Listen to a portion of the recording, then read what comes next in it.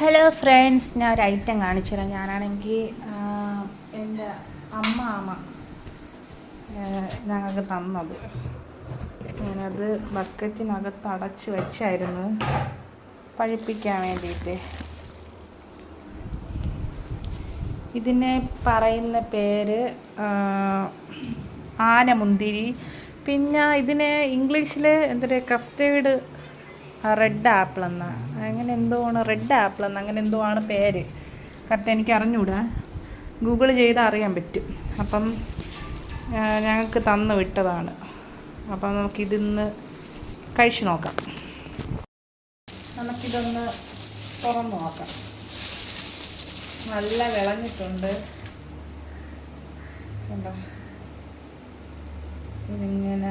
ഇങ്ങനെ പൊട്ടിക്കുമ്പോൾ കുറേ നാളായി കഴിച്ചിട്ട്. കണ്ടോ